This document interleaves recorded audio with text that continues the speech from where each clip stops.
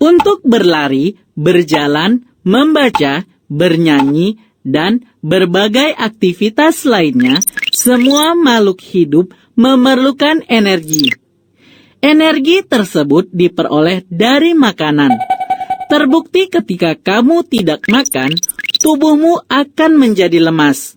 Dan jika kamu amati, tidak ada satupun bahan makanan yang mengandung zat gizi yang lengkap.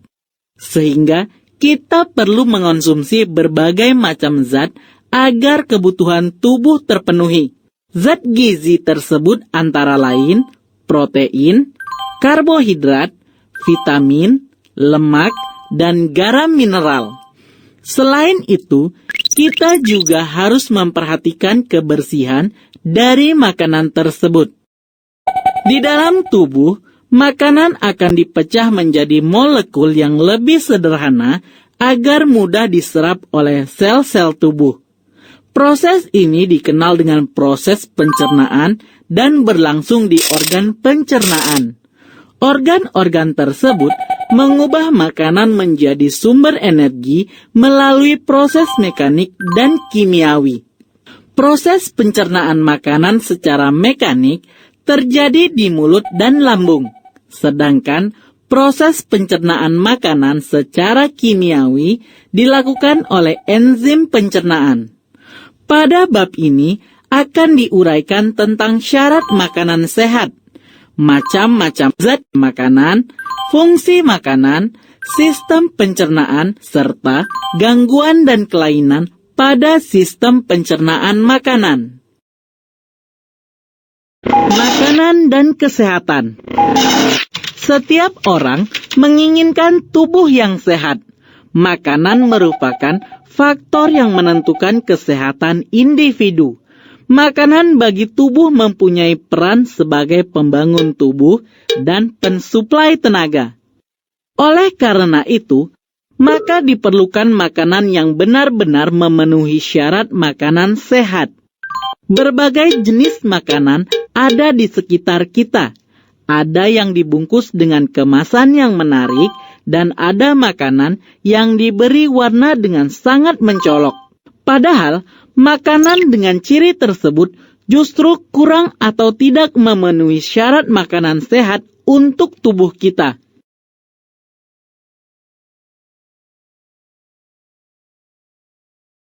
Agar kamu dapat memilih makanan yang sesuai dengan kebutuhan tubuh, tentunya kamu memerlukan pengetahuan tentang fungsi makanan, cara pengolahan, dan penyajiannya. Tubuh manusia membutuhkan makanan yang sehat untuk pertumbuhan dan perkembangannya. Jumlah zat makanan yang kita perlukan tidak sama, tergantung kebutuhan tubuh. Makanan yang sehat adalah makanan yang mengandung semua zat gizi. Zat-zat makanan yang dibutuhkan oleh tubuh antara lain karbohidrat, protein, lemak, vitamin, garam mineral, dan air. Untuk mengetahui fungsi dari masing-masing zat makanan tersebut, perhatikan uraian berikut. A. Karbohidrat.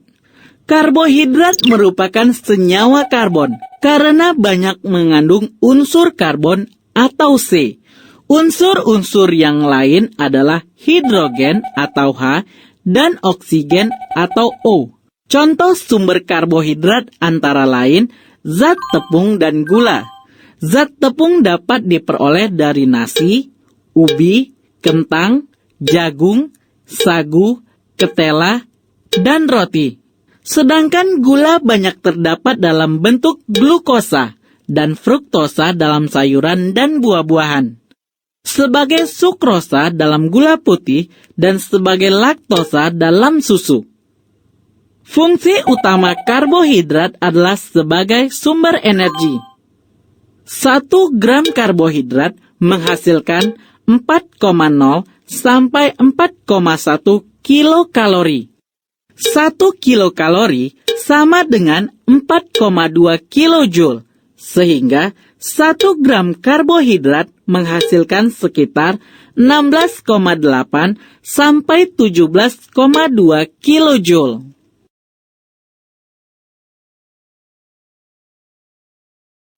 Energi digunakan untuk bergerak, tumbuh, berkembang biak, dan mempertahankan suhu tubuh.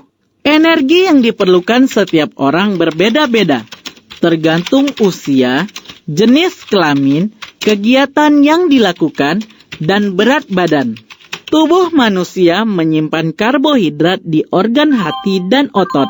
Kekurangan karbohidrat dapat menyebabkan busung lapar atau kwashiorkor. Sebaliknya, kelebihan karbohidrat akan disimpan dalam bentuk lemak di daerah perut, di sekeliling ginjal, jantung, atau di bawah kulit yang menyebabkan tubuh menjadi gemuk. B. Protein. Berdasarkan asalnya, protein dibedakan menjadi protein hewani dan protein nabati. Protein hewani adalah protein yang diperoleh dari hewan, misalnya dari berbagai macam daging, telur, ikan, udang, cumi-cumi, susu, dan keju. Protein hewani mengandung asam amino yang lebih lengkap daripada protein nabati. Asam amino adalah senyawa organik penyusun protein, sedangkan protein nabati adalah protein yang diperoleh dari kedelai, kecap, tempe, kacang tanah, kacang kapri, kacang merah, dan tahu. Kandungan asam amino protein nabati kurang lengkap dibandingkan dengan kandungan asam amino protein hewani. Protein yang kita makan dicerna menjadi asam amino. Di dalam tubuh, asam amino diubah kembali menjadi protein, sesuai dengan kebutuhan tubuh. Protein berfungsi untuk pertumbuhan sel, mengganti sel-sel yang rusak atau mati, dan mengatur proses di dalam tubuh. Kekurangan protein menyebabkan pertumbuhan terhambat dan mudah terkena infeksi. Di dalam sel tubuh, protein juga dapat diubah menjadi energi. Setiap 1 gram protein menghasilkan energi sebesar 4 kilokalori. C. Lemak. Lemak adalah sumber energi yang tinggi. 1 gram lemak menghasilkan 9 kilokalori. Berdasarkan asalnya, bahan makanan yang mengandung lemak dapat dibedakan menjadi 2, yaitu lemak nabati dan lemak hewani. Lemak nabati adalah lemak tumbuhan yang dapat diperoleh dari kelapa, kemiri, kacang, zaitun, dan buah alpukat. Lemak hewani adalah lemak hewan yang dapat diperoleh dari keju, lemak daging, susu, mentega, ikan basah, telur, dan minyak ikan. Lemak disimpan di jaringan bawah kulit. Fungsi lemak antara lain sebagai sumber energi, sebagai pelarut vitamin A, D, E, dan K. Pelindung organ tubuh yang penting, misalnya mata, ginjal, dan jantung. Sebagai cadangan energi berupa jaringan lemak, serta pelindung tubuh terhadap suhu yang rendah, yaitu sebagai isolator di bawah kulit untuk menghindari hilangnya panas tubuh.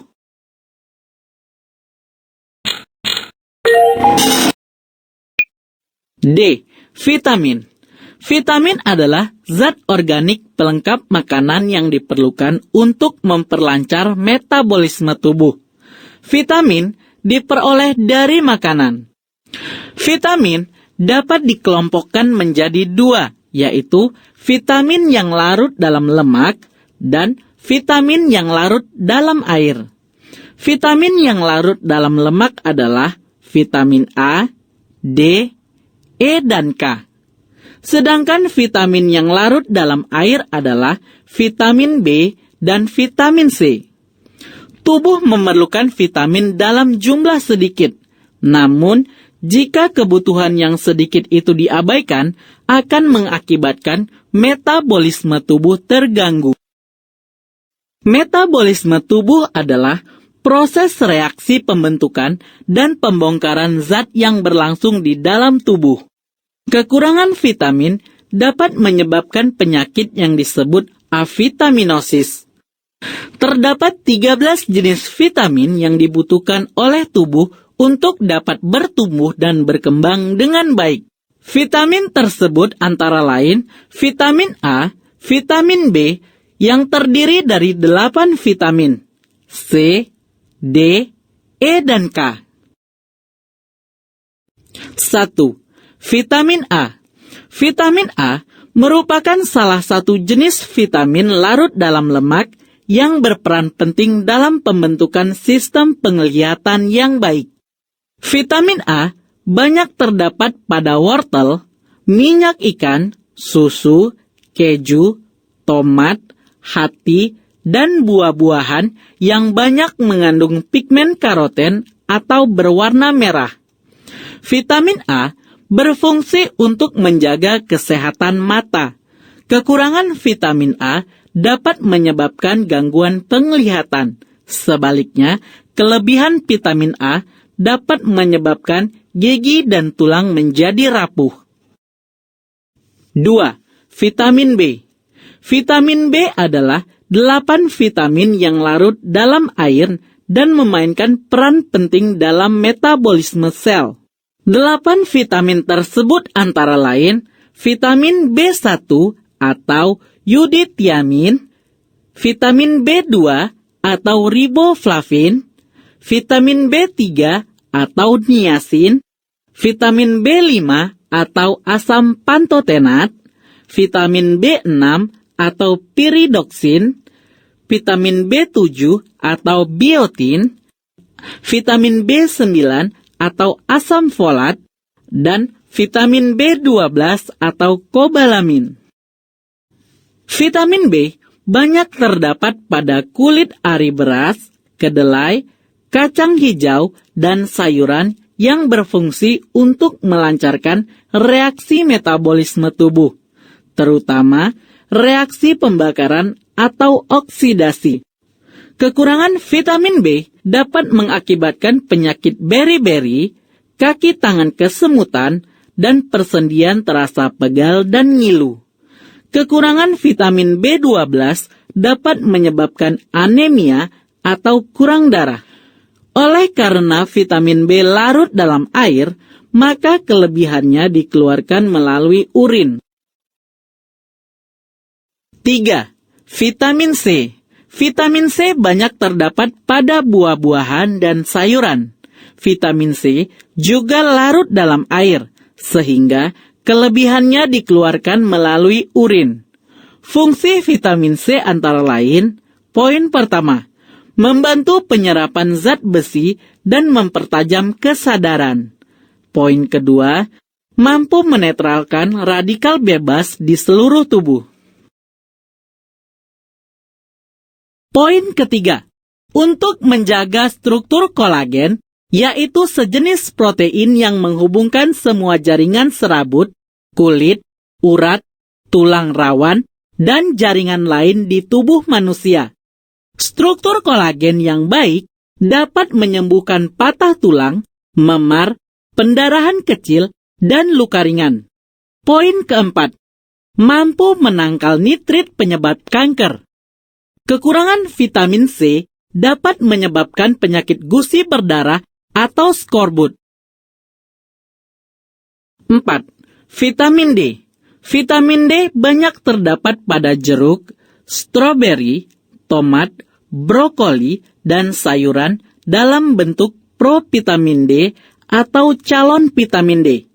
Cahaya matahari dapat membantu pengubahan provitamin D di kulit menjadi vitamin D. Vitamin D berfungsi dalam proses pembentukan tulang dan gigi, memperkuat sistem kekebalan, dan mencegah berbagai jenis kanker. Kekurangan vitamin D dapat menyebabkan penyakit rakitis atau penyakit Inggris, sedangkan kelebihan vitamin D disimpan di dalam hati. 5.